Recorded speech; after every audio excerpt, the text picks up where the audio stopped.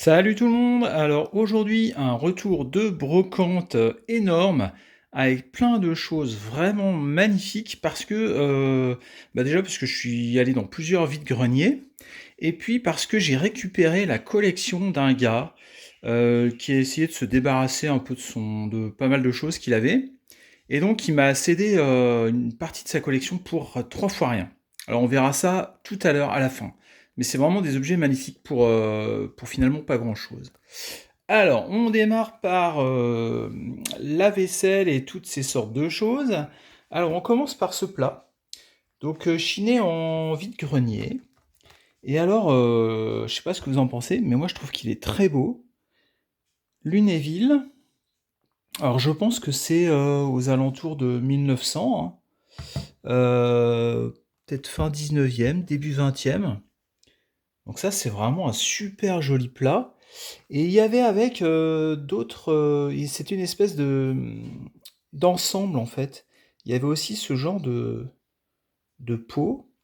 Donc j'en ai pris qu'un. Il y a une dame qui m'a dit: «Oh, faudrait tout prendre, c'est dommage de casser l'ensemble et tout», mais bon, j'avais pas trop l'utilité de tout prendre. Et je pense que c'est assez ancien quand même. Je pense que c'est 1900. Dites-moi ce que vous en pensez. Par contre, c'est quand même super joli. Ah, je crois qu'il est à l'envers. Attendez. Hop. Voilà. Voilà. Donc, très très beau plat pour 4 euros. Donc, plutôt pas mal. Après, toujours un plat ovale. Gien. Modèle Flore.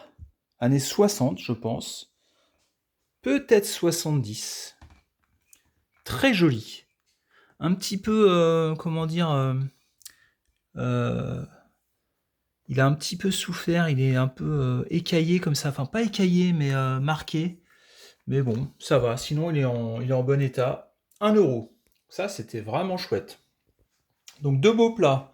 Après, des tasses. Deux tasses, toujours dans un autre vide-grenier. Deux tasses Arcopal, modèle Rotterdam. Très sympa, années 70. Et alors là, pour boire un café, nickel, hein, au niveau des proportions de la contenance, très très bien. Donc voilà, très joli. Et puis les motifs ne sont pas abîmés, c'est pas passé au lave-vaisselle, donc c'est bien propre, bien joli. Donc très sympa. Après, toujours un petit peu dans les trucs vintage, cet opale, années 60, ce vase, ce soliflore en opaline, 4 euros. Bon, j'aime bien en fait, je trouve ça sympa. Je trouve surtout que c'est sympa avec de l'art premier, vous voyez? Ou avec des choses comme ça un peu, ouais. Vous voyez, c'est classe, il y a un design, il y a un contraste qui fait que c'est vraiment joli. Donc j'aime bien. Quand elles sont pas chères, je trouve que c'est sympa, c'est valable de les prendre. Alors après, je voulais qu'on s'arrête, je vous propose qu'on s'arrête 5 minutes sur les carafes Le Gras. En fait, c'est des carafes comme ça, donc vous voyez là, il y en a trois. Donc il y en a une où j'ai mis des roses. Donc je m'en sers comme vase. Celle-là, je l'avais déjà présentée dans une vidéo, dans la vidéo précédente. Et depuis, j'en ai récupéré deux autres, et en fait, pour rien du tout. Pour genre 2 ou 3 euros, quoi. Donc il y a celle-ci, où c'est marqué Manillon et Manille, avec des jeux de cartes. Et en fait, vous voyez, c'est soufflé, hein, c'est pas moulé, hein. Et au fond, il y a marqué déposer. Je sais pas si vous arrivez à voir. Déposer. Voilà. Après, il y a celle-là. Hop. Qui a un petit éclat, je crois. Mais bon. Là, c'est pareil. Marqué déposer. Avec la marque du souffleur. Donc, très mignon. 1900. Pur 1900. Alors que là, on est peut-être plutôt. Ouais, 1900. Ouais, si, c'est pareil. On est autour de 1900. Entre 1900 et 1930, quoi. Et en fait, ces petites carafes, en fait, c'est une production très très importante autour de entre 1900 et 1930, 40. Il y avait une usine, dans le 93 qui employait énormément de monde. C'était vraiment, une très, très grosse réussite industrielle et donc ils produisaient en masse des carafes, soufflées en verre et avec tout un tas de modèles, qui sont très représentatifs de l'époque. Donc là, vous voyez, c'est le jeu de cartes, la manille, mais ça peut être des hommes politiques, ça peut être des œuvres d'art qui ont marqué leur époque, des choses comme ça. Et donc c'est très sympa. Et c'est très sympa parce qu'en fait, on peut les acheter pour vraiment ouais, 2-3 € quoi. Et que c'est quand même vachement délicat, vachement mignon. C'est fait à la main. Ça a plus d'un siècle. Et vous voyez, en vase, par exemple, bah, c'est nickel. En vase, c'est top. Ou alors pour servir de l'eau à table. Donc on n'a pas forcément besoin des bouchons. Donc vous voyez, ce qui montre que c'est vieux, c'est que les bouchons et les goulots, ils sont frottés à l'émery. Donc pour rendre pour rendre la bouteille parfaitement hermétique. Alors je sais pas si c'est les bouchons d'origine, hein, parce que comme ça tombait souvent et que ça se cassait, ils en remettaient d'autres. Donc je sais pas. Mais enfin ceux-là ils vont bien. Celui-là, il n'y avait pas de bouchon. Donc voilà, donc c'est l'entreprise Le Gras, les verres Le Gras, les carafes Le Gras. Et ben franchement, c'est sympa. Si vous trouvez ça en brocante, en vide-grenier, souvent les gens s'en débarrassent, alors qu'en fait, ça peut faire des chouettes objets, des chouettes, soit des carafes de table, soit des vases. Voilà. Donc une belle petite, un beau petit, une petite niche en fait pour chiner des objets pas chers du tout et très sympa. Alors après, bah, l'inévitable porcelaine d'Imari. Bon, que j'ai acheté j'ai acheté ça 10 €. Donc bon, il y en a beaucoup de l'Imari, hein, mais moi je trouve ça sympa, j'aime bien. Donc c'est pareil, c'est autour de 1900, fin 19e, début 20e. Et bah, je trouve que le motif là, il est quand même joli, c'est très décoratif, c'est ultra. On peut pas faire plus japonais quoi, c'est presque caricatural. Mais là, il y a carrément un soleil levant, on dirait. Mais c'est sympa, c'est joli, ça met une ambiance. C'est un peu kitsch, mais c'est sympa. Moi j'aime bien. Enfin voilà, en plus, c'est quand même des objets qui sont assez anciens et qu'on peut avoir pour pas cher du tout. Donc là, 10 €, bon voilà, franchement, c'est très correct. Voilà, voilà. Donc ça, c'était en vide-grenier. Alors en vide-grenier, j'ai trouvé ça aussi. Alors ça, c'est énorme. Et c'est complètement pas droit du tout. Alors vous voyez, il y a même une ancienne écriture comme 3 €. Moi, je l'ai eu à 1 €. Et en fait, c'est fait à la main. C'est un plat qui est taillé dans la masse du bois, qui est fait à la main. Vous voyez, on voit toutes les traces voilà, d'outils. Et en fait, a priori, il s'agirait d'un plat indien qu'on appellerait une parat ou un parat. Peut-être un rapproché de notre barat française, hein, puisque vous savez que les Indiens et les Européens, ils ont une langue originelle commune qui est l'indo-européen. Donc il y a beaucoup dans le sanskrit, et il y a beaucoup de racines et de mots communs qui sont très proches des mots européens. Donc peut-être l'équivalent de la baratte. En tout cas, ça servait à faire la pâte pour le pain, enfin les nanes, les choses comme ça, quoi. Les préparations culinaires, typiquement indiennes. Et alors là, celui-là, il est pas jeune, hein. Il est vraiment pas jeune, il a été creusé dans la masse.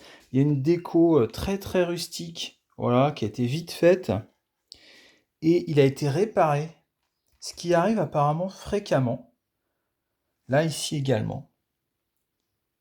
Donc là, c'est creusé tout autour, je pense, pour laisser passer l'humidité quand on fait la pâte. Donc c'est vraiment un super bel objet. Alors il est dans son jus, je l'ai juste récupéré là hier pour 1 €.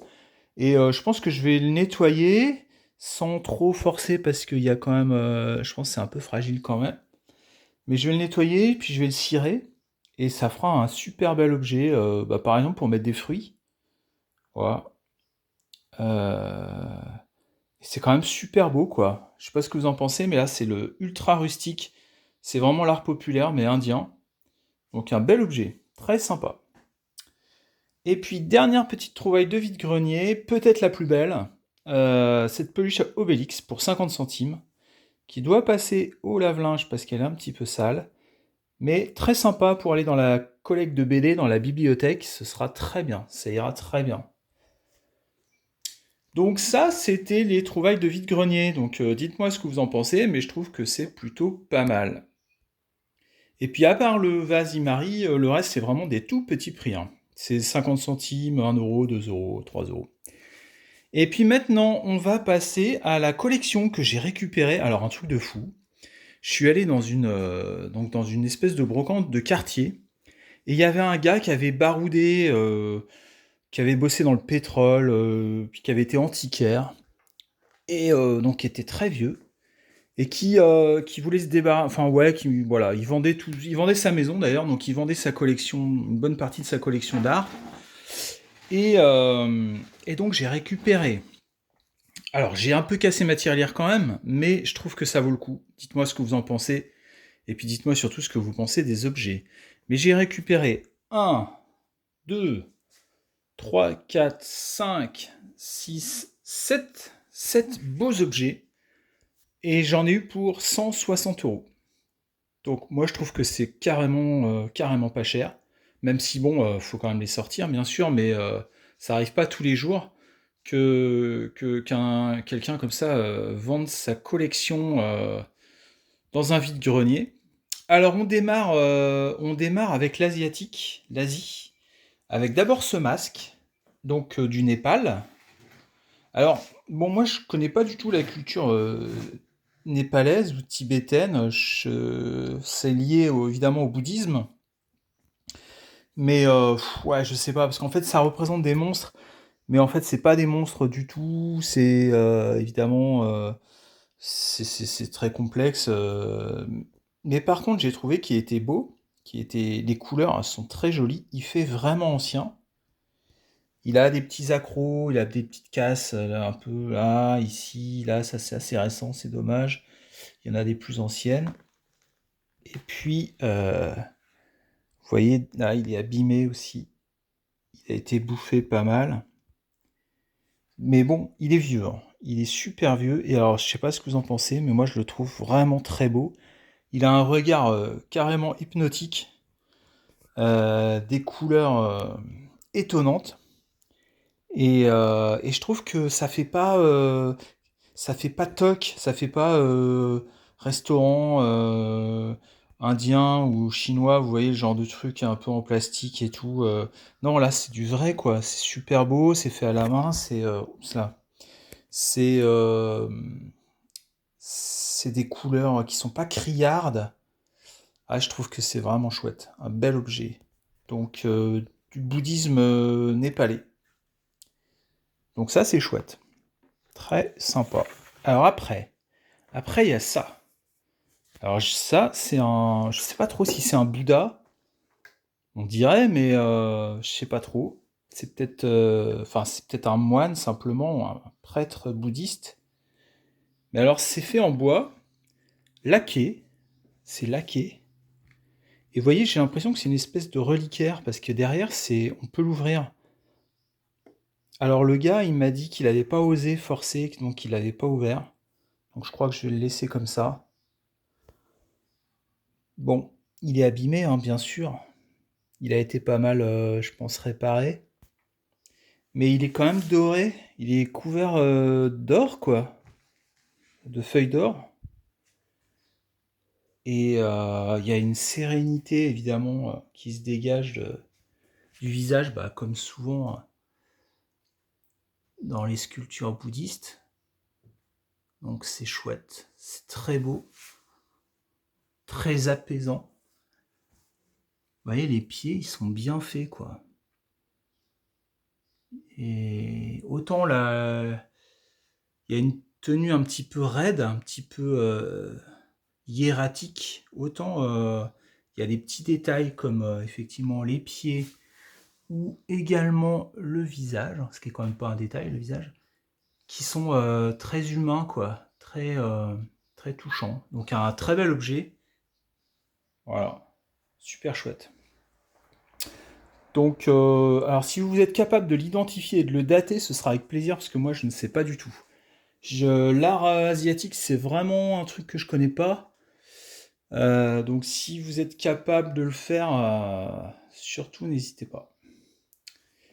Et puis après, il y avait plein d'objets africains parce que il avait voyagé pas mal en Afrique. Et donc, il y a deux couples. Un couple Sénoufo, qui est derrière, là, et un couple Baoulé. Donc ça vient de Côte d'Ivoire, les deux. Et puis ici, une marionnette, un morceau de marionnette, parce elle est pas entière. Ici, il y avait les bras qui passaient, là. Et puis après, c'est recouvert de tissus, de vêtements. Mais bon, il reste que la tête. Et c'est une marionnette Bambara, donc du Mali. Mais elle est vieille, hein. Elle est super vieille. Il y a des restes de couleurs, notamment de couleur rose.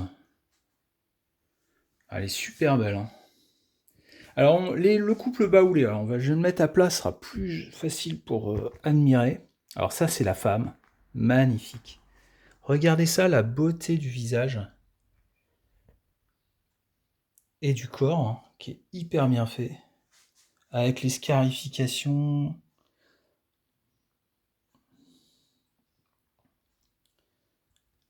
Aussi sur la poitrine. Ah, c'est vraiment un bel objet, hein. Alors, ce qu'il y a, c'est qu'il a été ciré. Il a été nettoyé puis ciré. Ce qui lui donne cette couleur là, ce brillant. Alors, c'est ce qui plaît généralement aux amateurs, hein, d'art africain, c'est européen. Ils aiment pas trop quand c'est sale, quand c'est encore dans son jus. Ils aiment bien quand c'est très propre, très brillant. Donc, je pense que c'est pour ça qu'ils avaient fait ça. Maintenant, voilà, ça perd un peu en authenticité, mais ça gagne en esthétique, c'est clair. Là, c'est de regarder le profil comme il est beau. Là, on sent qu'on a affaire à un sculpteur qui a vraiment, vraiment du métier, quoi. Les scarifications, elles sont... Vous voyez, dans la tempe, là, le relief, c'est quand même super bien fait, c'est creusé. Et puis après, il y a des scarifications.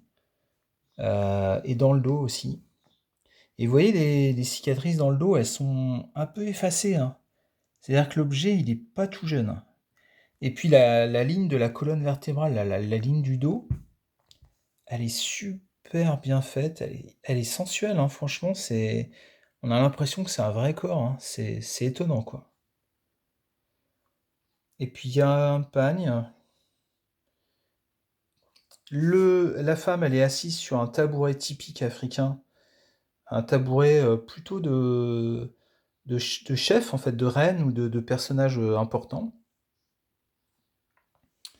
Bon, il y a des petits trucs un peu abîmés, mais franchement, dans l'ensemble, ça va, elle est vraiment très belle. Regardez ça, ce profil-là. On a de la chance parce que le nez est pas abîmé, alors il est en relief quand même, il aurait pu être abîmé. Le regard et tout, magnifique. Franchement magnifique. Une statue vraiment... Enfin, dites-moi si vous trouvez ça beau. Mais moi, je trouve ça vraiment incroyable. Donc ça, c'est la femme, donc la déesse ou la reine, hein, ce qui revient au même en réalité. Disons la déesse. Et puis là, c'est l'homme. Donc le couple divin, en fait, primordial. Donc lui, c'est pareil, il a un beau visage. Pareil, très creusé aux tempes avec des scarifications. Ici, là, les cicatrices sur les joues, elles sont bien faites aussi, hein. Et puis il y a l'attribut de la sagesse et du pouvoir, donc la barbe, qui a un peu de travers là. Pour le coup, il s'est un peu raté sur ce coup-là. Sauf si on considère que ça donne une espèce de mouvement, pourquoi pas. Un peu de vie. Donc le ventre aussi est couturé de cicatrices qui sont très en relief. Voilà. Et derrière... Alors derrière, il y a une belle chevelure.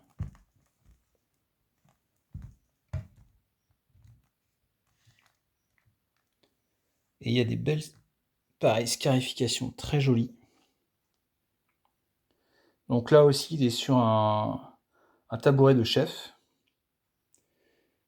Donc un très bel objet aussi. Voilà, donc vraiment magnifique. Deux beaux objets, donc un couple baoulé.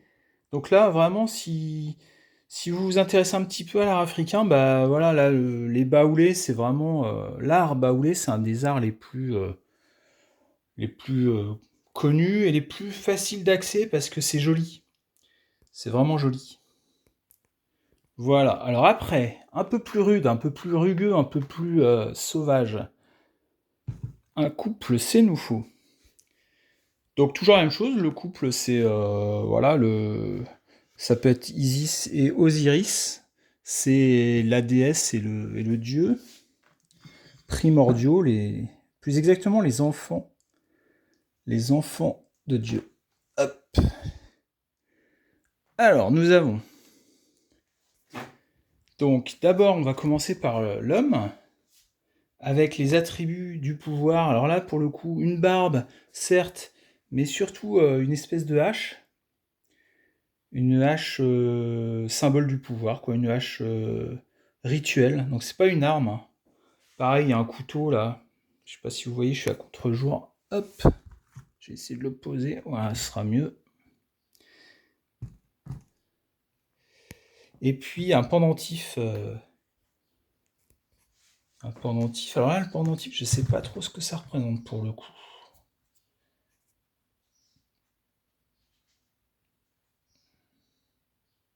Donc vous voyez, il n'a pas été ciré. Il n'a pas été nettoyé. Il a encore même, je pense, les traces de... Alors c'est peut-être des traces d'humidité, mais je pense que c'est aussi des traces de pratiques sacrificielles, d'offrandes. Donc l'ombilic, très proéminent avec les scarifications en croix. Et puis la coiffure typique des Sénoufos, là, une espèce de crête qui représente un oiseau, et qu'on voit beaucoup mieux sur le personnage féminin. Hop. Voilà, là vous voyez, en fait, la coiffure, c'est un oiseau stylisé, un calao probablement. Donc c'est très joli. Donc là, c'est la maternité à droite. Vous voyez, elle a un enfant qu'elle allaite. Donc c'est vraiment très très proche finalement de la Vierge à l'enfant, de Marie, hein. Il y a des correspondances très fortes entre l'art africain et l'art oriental, l'art égyptien et l'art chrétien. Et la mythologie des continents africains et européens est très proche. Il y a eu des échanges très importants. Alors là, on voit les scarifications qui sont là aussi bien estompées quand même. Donc je pense que c'est un objet qui est pas jeune non plus. Alors le style Sénoufo est complètement différent du style baoulé, hein. Le style baoulé, il est tout en rondeur et en grâce. Alors qu'ici, vous voyez, le visage est beaucoup plus allongé. La mâchoire va vers l'avant. Euh, et puis c'est plus dur, je trouve. Enfin, plus, je sais pas, moins esthétique, moins. Enfin, c'est pas la même esthétique, c'est pas l'esthétique européenne. C'est pour ça que l'art baoulé plaît beaucoup en Europe, alors que d'autres arts, d'autres tribus, quoi, d'autres peuples plaisent un peu moins. Là, vous voyez, même l'enfant, il est quand même ultra stylisé, quoi. Donc on voit que c'est vraiment très très symbolique. C'est très joli, hein, moi j'adore, hein. J'adore. Là, les scarifications sur la poitrine, c'est magnifique. Voilà, et ils sont assis sur des tabourets qui ne sont pas du tout les mêmes, hein. Vous voyez, d'une tribu à l'autre, d'une population à l'autre, les attributs du pouvoir ne sont pas les mêmes. Mais c'est quand même magnifique. Et puis pour finir, on l'a déjà vu un peu, mais on la re-regarde, cette marionnette Bambara, très digne, très mystérieuse.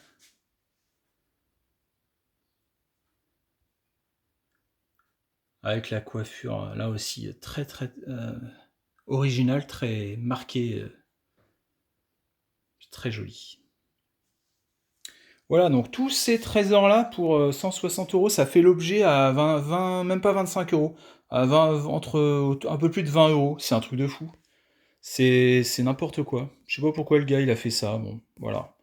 Il en avait peut-être marre. Alors c'est un truc qu'on peut vraiment, qu'il faut avoir en tête quand on fait des brocantes ou des vides-greniers, c'est qu'il y a pas mal de gens, souvent, ça peut arriver, qui se débarrassent un peu de leur collection et en fait, comme ils les ont vus pendant des années, bah voilà, ils se rendent plus trop compte à la fois de la beauté et puis de l'ancienneté que ça peut avoir. Parce que le gars qui me les a vendus, il avait presque 80 ans, donc forcément, il les avait achetés quand il était jeune, donc ça commençait à remonter un peu, quoi. Mais pour lui, bah voilà, il se rendait plus trop compte, je pense. Je sais pas trop. Bizarre. Bon. En tout cas, il était très sympa, on a bien discuté. Et puis je pense qu'il était content aussi que quelqu'un récupère sa collection et puis quelqu'un qui aime ça, quoi. Voilà. Donc dites-moi ce que vous en pensez de toutes ces belles trouvailles. Bon, évidemment, je vais pas claquer comme ça, casser ma tirelire tous les week-ends, hein, mais là, c'était vraiment une belle occasion. Et puis voilà, plein de petites choses aussi de vide-grenier qui sont sympas. Voilà, voilà, donc bah, plein de belles trouvailles, hein, donc c'est la saison, faut y aller là, c'est le moment, c'est la saison des vide-greniers. Donc je vous dis à bientôt, n'oubliez pas de vous abonner, et puis bonne trouvaille à tous, ciao!